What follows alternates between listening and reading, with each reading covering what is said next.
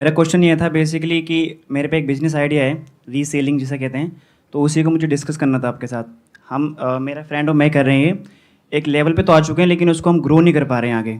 किस चीज़ की रीसेलिंग करते हो आप? बेसिकली हमने नीश पकड़ी थी वुमेन क्लोथ्स के लिए, क्योंकि इंस्टाग्राम ज़्यादातर जो रहती हैं रील्स वगैरह वो वुमेन क्लोथ्स में रहता है ज़्यादातर, और हमने इसके लिए थोड़ा सा रिसर्च भी करा था। तो ज़्यादातर मेल्स नहीं खरीदते हैं ऑनलाइन, मतलब फीमेल्स वगैरह ज़्यादातर स्क्रॉल्स करती हैं, तो उनका इंटरेस्ट ज़्यादा रहता है और इसमें मार्जिन भी काफ़ी अच्छा रहता है। और हमें एक अच्छे सेलर्स भी मिल चुके थे, क्योंकि सप्लायर्स का सबसे बड़ा मैटर रहता है इसमें, क्योंकि कस्टमर जैसे तैसे आ तो जाता है एडवर्टाइजमेंट के संग, लेकिन वो सीओडी मांगता है, कैश ऑन डिलीवरी। तो मैक्सिमम जो सेलर होते हैं वो नहीं देते हैं सीओडी, वो प्रीपेड लेते हैं, जहाँ पर कस्टमर का फिर ट्रस्ट इशू के कारण वो ऑर्डर प्लेस नहीं करता है। तो हमने काफ़ी रिसर्च के बाद कुछ ऐसे सेलर भी ढूंढे जो सीओडी अवेलेबल करा रहे हैं। अब सब कुछ सही चल रहा है, बट एक लेवल पे आ चुका है, मतलब कि महीने के 10,000 से ऊपर नहीं जा पा रहे हैं। तो उसी के रिगार्डिंग डिस्कस करना। 10,000 प्रॉफिट या 10,000 की सेल? प्रॉफिट सेल तो हमारी 30,000 की हो जाती है।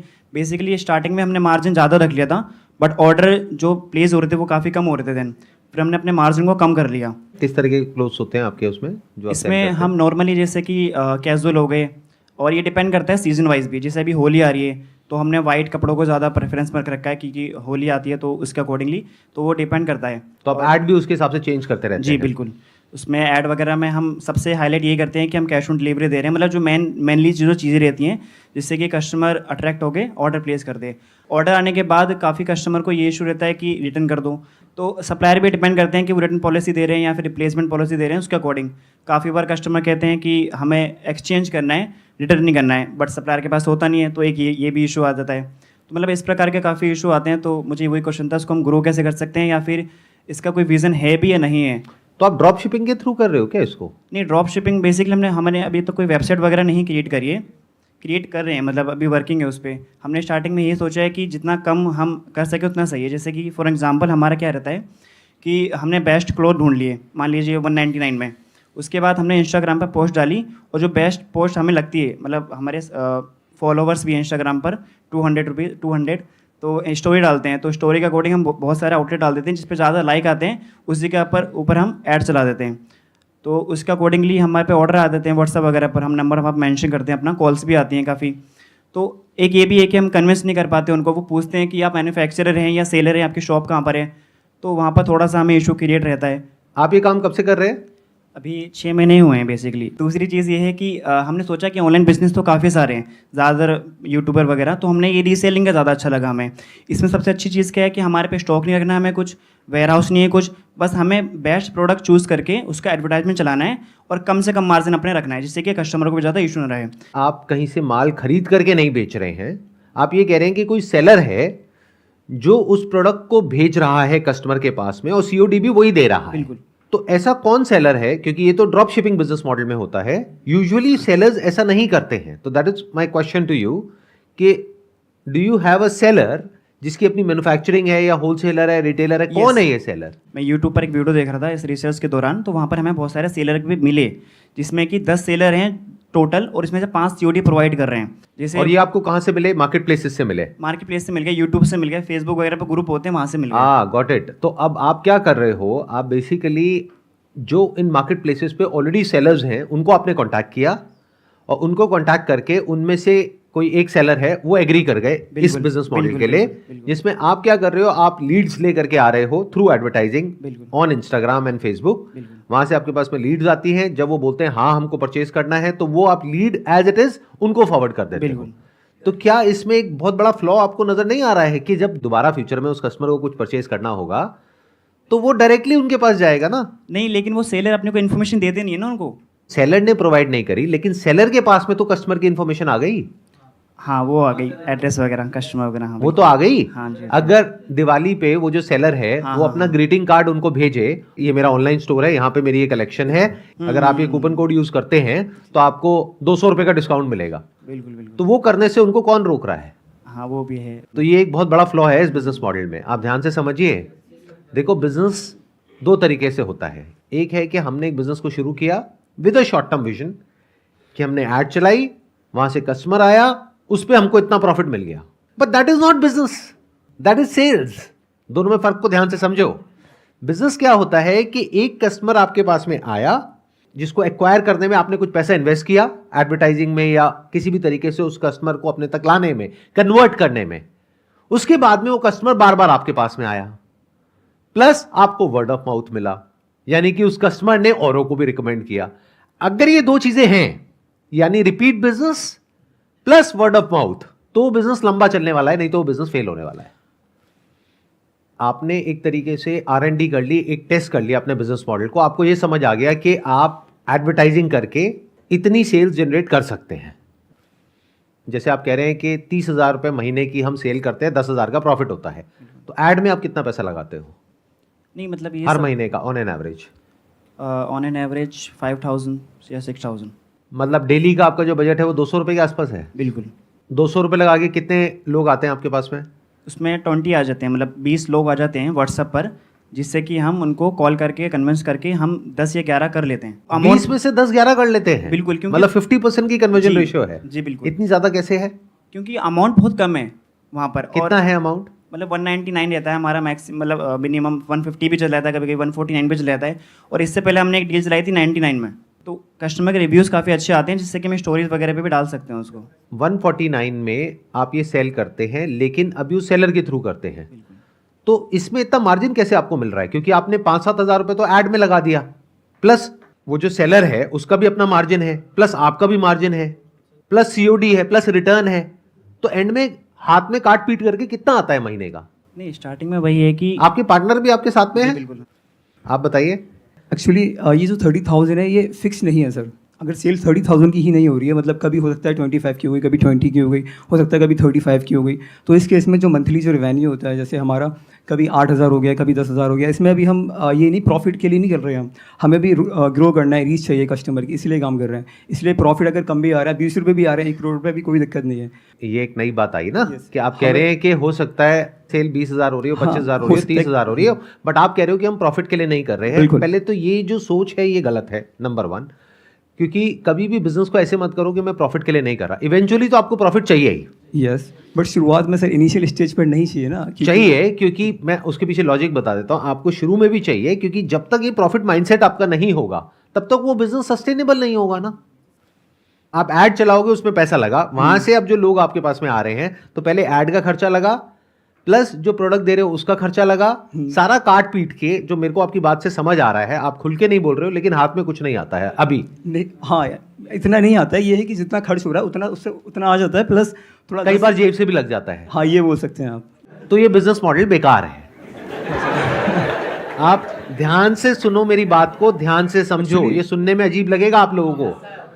आप किस अजम्पशन पे चल रहे हो? जैसे बहुत सारी स्टार्टअप्स चल रही हैं ओके, कि पहले हम 2, 4, 5 साल अपनी जेब से पैसा लगाएंगे, फिर एक दिन ऐसा आएगा जब हम पैसा कमाएंगे। उनके लिए वो ठीक है। क्यों? क्योंकि पीछे उनके इन्वेस्टर्स बैठे हैं जो पैसा लगाने को तैयार हैं। आई एम अज्यूमिंग कि आप दोनों के पास में कोई फंडिंग नहीं है, कोई इन्वेस्टर्स नहीं वर्क है। फ्रॉम होम कर रहे हैं। तो अगर आज आप पैसा नहीं कमा रहे, आप इस अजम्पशन पे चल रहे हो कि एक प्रोडक्ट मैंने 300-400 का बेचने की कोशिश करी, नहीं बिका, 150 का बेचा, बिक गया, लेकिन फ्यूचर में मैं इसको 300-400 का बेच लूंगा। एक्चुअली सर अभी क्या है ना कि जैसे आपने कहा, आप सही बोल रहे हैं इस चीज़ के लिए। अभी हमें मैक्सिमम कुछ ही टाइम हुआ है, तो कुछ टाइम के अंदर ही हम इतना फास्ट ग्रो नहीं कर सकते ना सर, तो हमें उसके लिए भी सोचना पड़ेगा। अगर हम सारा प्रॉफिट के लिए ही काम करेंगे तो कैसे कर पाएंगे? आप या तो मुझे इसका आंसर दो, तो हम उसे थोड़ा डेवलप कर सकते हैं, मतलब उस पर काम कर सकते हैं, तो प्रॉफिट और ज़्यादा हो जाए, हमारे लिए तो अच्छा रहेगा ये। आपने मेरे बिजनेस मास्टरी के बहुत सारे एपिसोड्स हैं जो अपलोड हो गए हैं, वो हाँ, देखे हैं actually, आपने? मेरे फ्रेंड ज़्यादा देखते हैं, मैं और ज़्यादा काम में ध्यान देता हूँ। तो अगर आप देखते तो ये क्वेश्चन नहीं पूछते। ओके, इसका मतलब आपने वो सीरीज नहीं देखी है। मैंने अगर पूरी नहीं देखी होती तो आपको ये आंसर मिल गया है जो भी अभी आप पूछ रहे हो, यस, कि प्रॉफिट कैसे होता है, आइडियाज क्या होते हैं, कैसे जनरेट किया जाता है। मैं बस आपको ये समझाने की कोशिश कर रहा हूं, अगर आप मेरी बात समझ पा रहे हैं, कि एक बिजनेस मॉडल जिसमें फ्लॉ है, जो आज काम नहीं कर रहा है, आप इस अजम्पशन पे चल रहे हैं कि वो फ्यूचर में काम कर जाएगा, तो फ्यूचर में भी नहीं करेगा। अगर बिना प्रॉफिट के आप कुछ भी सेल कर रहे हो तो वो तो कोई भी कर लेगा ना, उसमें क्या बड़ी बात है। एक चीज जो अमेजोन पे मिल रही है मान लो 500 रुपए की, किसी और मार्केट प्लेस पे मिल रही है 300 रुपए की, आप आ गए आपने कहा 150 रुपए की, तो लोग तो ले ही लेंगे और आप खुश हो रहे हो कि हमने कुछ क्रैक कर लिया है। कुछ नहीं क्रैक किया है आपने। The moment you increase the price back to the same level, 300, 400, 500, आप ये तो देखो आप लॉन्ग टर्म में किससे कॉम्पीट कर रहे हो? आप मार्केट प्लेसेस से कॉम्पीट कर रहे हो। तो ये बिजनेस मॉडल फेल है डे 1 से ही। ये हमको पता होना चाहिए। अगर हमको ये नहीं पता है तो आप क्या करोगे, आप अपने 6 महीने, साल, 2 साल यहां पे खराब कर दोगे, ना हाथ में कुछ आएगा, बल्कि कैलकुलेट करोगे एंड में तो टाइम भी गया, पैसा भी गया, हाथ में भी कुछ नहीं आया। आप समझ रहे हैं मेरी बात? समझ रहा हूँ बिल्कुल। I don't think so. एक बार आप अपने पार्टनर को भी माइक दीजिए। आपको क्लियर हो रहा है मैं क्या कह रहा हूं? नहीं, अब थोड़ा क्लियर हो रहा है मुझे, आप बिल्कुल ठीक कह रहे हैं, क्योंकि आगे जाकर हमें वही प्राइस पड़ जाएगा अगर हम सारे अपने खर्चे निकालेंगे तो। कुछ भी यूनिक नहीं है आपके पास में ऐसा कि कस्टमर बार बार आपके पास में आए। आप अभी उस कस्टमर को पकड़ रहे हैं जिसको सबसे सस्ता जहां पर मिल रहा है वहां से वो ले रहा है। तो कल आपके जैसे और कोई आ जाएंगे, उनसे ले या अभी भी होंगे ऐसे लाखों लोग जो सेम ऐसी ही सोच के साथ इंस्टाग्राम पे और इधर उधर एंटर करेंगे कि मैं अभी फिलहाल पैसा नहीं कमाऊंगा, सस्ता बेचूंगा, तो आपके प्रोडक्ट बिकने बंद, क्योंकि आपका है 200 रुपए का, उसका है 150 रुपए का। और उसको भी 6 महीने बाद समझ आएगा कि इसमें कुछ नहीं पड़ा, फिर 6 महीने बाद और 100 नए आ जाएंगे। तो आपको करना क्या है, पहले आपको एक बिजनेस मॉडल को क्रैक करना है, जो अभी आपने क्रैक नहीं किया है। अभी आप लॉस में एक प्रोडक्ट को बेच रहे हैं, ये उनके लिए अच्छा है, मेरी बात को ध्यान से सुनना, ध्यान से समझना, उनके लिए अच्छा है जिनके पास में पीछे बहुत पैसा है। जैसे रिलायंस जियो है, उन्होंने 1 साल 2 साल सब कुछ फ्री में दिया, लेकिन उनको पता है लॉन्ग टर्म में हम कमा लेंगे, उनके लिए बढ़िया है, आपके लिए नहीं है। अगर वहां पे आपको पैसा नहीं आ रहा है और फ्यूचर में भी आने की गुंजाइश नहीं है, तो वो टाइम खराब करने वाली बात हो गई और पैसा खराब करने वाली बात हो गई। तो आपको क्या करना है, अगर मैं आपकी जगह हूंगा तो मैं क्या करूंगा? पहले तो ये समझना है कि इसमें कुछ भी यूनिक नहीं है जो आप कर रहे हो, लेकिन ये जो आपने किया पिछले 6 महीने से, यहां से कुछ तो समझ आ गया है। तो ये एक्सपीरियंस पूरी तरह से वेस्ट नहीं हुआ है, बशर्ते कि आप इसको एनकैश कर सको सही तरीके से, सही दिमाग लगा करके। आपको ये देखना है कि पिछले 6 महीने में जो भी प्रोडक्ट्स आपने बेचे, सबसे ज्यादा कन्वर्जन कहां आई। तो आपको डेटा माइनिंग करनी होगी, यानी जो भी आपने आज तक एड्स रन करी अलग अलग, उन सारी एड्स को देखो, तो ये देखो सबसे ज्यादा रिस्पॉन्स कहां आया और सबसे ज्यादा कन्वर्जन कहां आई। सिंपल वे में बोला जाए तो सबसे कम पैसा किस एड में लगा और सबसे ज्यादा सेल किस एड से हुई। अब आपको मार्केट में जाना है और जा करके उस प्रोडक्ट को एक्चुअल में ढूंढना है कि वो प्रोडक्ट कितने का मिल रहा है। अगर आप 150 का बेच रहे हो और कोई होलसेलर है जो आपको 125 का दे रहा है, तो ये बिजनेस मॉडल बेकार है। बट मान लो अगर वो प्रोडक्ट आपको 50 रुपए का मिल जाता है और आप 150 का बेच रहे हो, तो ये जो सेलर के थ्रू आप कर रहे हो, पहले तो उसको बीच में से हटाओ, क्योंकि उसके पास में आपके कस्टमर्स का डेटा जा रहा है। डायरेक्ट उनके टच में आ जाओ, फिर यू नो एग्जैक्टली कि कौन सा वो कैंपेन था जो काम किया था और कौन से वो कैंपेन्स थे जो काम नहीं करे थे। सिर्फ उस एक प्रोडक्ट के बेस पे पहले एक बड़ा बिजनेस मॉडल खड़ा कर दो। अभी आप क्या कर रहे हो, जहां तक मैं समझ पा रहा हूं, आप बहुत सारे प्रोडक्ट्स बेचने की कोशिश कर रहे हो, तरह तरह के, अलग अलग डिजाइन के, और उसको चेंज करते चले जा रहे हो। करना क्या चाहिए, आपको यह फिगर आउट करना है कि पिछले 6 महीने में आपका हीरो प्रोडक्ट कौन सा है। हीरो प्रोडक्ट का मतलब होता है कि ऐसा प्रोडक्ट जहां पे के कन्वर्जन सबसे अच्छा है, कॉस्टिंग कम है, मार्जिन ज्यादा है और कन्वर्जन अच्छी है, रिटर्न कम है। तो वो एक प्रोडक्ट आपने ढूंढ निकाला, उस एक प्रोडक्ट के ऊपर पूरा एफर्ट लगा दिया और उस प्रोडक्ट को पूरी तरह से क्रैक कर दिया। अब ये जो मैं बोल रहा हूं, ये मैं सिर्फ बोल नहीं रहा हूं, ऐसे बहुत सारे स्टार्टअप्स हैं जिनकी प्रेजेंटेशन मेरे पास में पड़ी हुई है। I can't take their name because that information is confidential, लेकिन उन्होंने एग्जैक्टली यही किया जिसकी मैं बात कर रहा हूं। और आज उनकी रेवेन्यू है एक प्रोडक्ट से 50 करोड़, 100 करोड़, 150 करोड़। अभी सुनने में आप कहोगे कि ऐसा कैसे हो सकता है। जैसे बिना नाम लिए मैं बताता हूं, एक कंपनी है, उन्होंने क्या क्रैक किया, बहुत सिंपल बिजनेस मॉडल, हाथ में रुद्राक्ष का bracelet for main and women, 400-500 रुपए की रेंज में, जो मार्केट में मिलता है 50 रुपए का, 100 रुपए का, 150 रुपए का। उन्होंने क्या किया, अपने ब्रांड के नाम से उस ब्रेसलेट को इस तरीके से पोजीशन कर दिया कि लोगों को यह लगा कि यह ब्रांडेड है, क्योंकि इस पे इतनी वारंटी है, इतनी गारंटी है, इस पे ये है, इस पे वो है, उस पे ये सब नहीं है। प्लस उसके पीछे कोई ब्रांड की कहानी नहीं है, इसके पीछे पूरी की पूरी कहानी है। एक ब्रांड नेम है, एक लोगो है, एक वेबसाइट है जो देखने में बहुत ही अट्रैक्टिव है, पैकेजिंग बहुत अच्छी है। तो लोगों ने कहा कि बजाय एक अनब्रांडेड प्रोडक्ट 200 में खरीदने के, मैं 400 में ब्रांडेड प्रोडक्ट खरीदूंगा। वो प्रोडक्ट जो 200 में मिल रहा है मार्केट प्लेसेस पे, उसकी एक्चुअल में कॉस्ट होती है 50 से 100 रुपए। तो 50 का उन्होंने लिया, आगे 400 का बेचा। और अभी उनकी जो रेवेन्यू है वो बहुत ज्यादा है, सिर्फ एक प्रोडक्ट। अब जाकर के उन्होंने डाइवर्सिफाई करना शुरू किया है। इतना आसान होता है बिजनेस, लेकिन हम क्या करते हैं, इसको मुश्किल बना देते हैं, अपने माइंड में कहानियां बना देते हैं। डे वन से आपको प्रॉफिट के बारे में सोचना है। क्या अब हमारी जो बात हुई उसके बेसिस पे आपके माइंड में कोई हीरो प्रोडक्ट आ रहा है? बिल्कुल आ रहा है। बताइए क्या है। एक जंप सूट है बेसिकली हमारे पास वुमेन का, वो काफ़ी अच्छा कन्वर्जन है, एग्जैक्ट नाम तो नहीं पता बट वो काफ़ी हमारा बेस्ट सेलर कर सकता है उसको। वो कितने का बेचते हो आप? 299 का था और वो हमें पड़ रहा था 150 का 150 का सेलर के थ्रू। सेलर के थ्रू। अब वो ऑफलाइन, अब अगर आप सेलर के थ्रू ना जाओ, डायरेक्ट एक होलसेल मार्केट में चले जाओ या डायरेक्ट किसी मैन्युफैक्चरर के पास चले जाओ और उनसे इकट्ठे 50 पीस उठा लो, और हम कम तो प्राइस और कम मिल जाएगा। बिल्कुल मान लो 100 रुपए का मिल जाएगा। बिल्कुल। और कितने का बेचोगे आप? 299 का। 299 का। अगर उसको आप ब्रांडेड कर दो तो उसका बढ़िया से शूट कर दो तो 499 या 1000 तक का भी जा सकता है वो। 499 तक जा सकते हो। बिल्कुल जा सकता 150 का पड़ा, 499 का आपने बेचा, 3 गुने का मार्जिन आ गया। है। जी जी। अब इस बिजनेस में सेंस है, और सिर्फ ये करो, और अपनी पूरी वेबसाइट, उसकी पूरी कहानी, पूरी स्टोरी इसी के अराउंड होनी चाहिए। मतलब अपने आप को आगे रखने की बजाय, आपकी फैमिली में कोई ना कोई फीमेल होगी, जी। उनको आगे रखो, क्योंकि तभी वो कनेक्ट करेंगे। क्योंकि जो आपकी टारगेट ऑडियंस है, दिस इज फॉर फीमेल्स, तो फीमेल्स तभी कनेक्ट करेंगी जब पीछे इस ब्रांड के कोई फीमेल है जो ये बता रही है कि ये मैं क्यों कर रही हूं, उसके पीछे की मेरी वजह क्या है, इस ब्रांड को बनाने की कहानी क्या है। You could be one of the को फाउंडर्स, मेन फेस उनका होना चाहिए, पैकेजिंग अच्छी होनी चाहिए, वो आप दिखा सकते हो अनबॉक्स करके।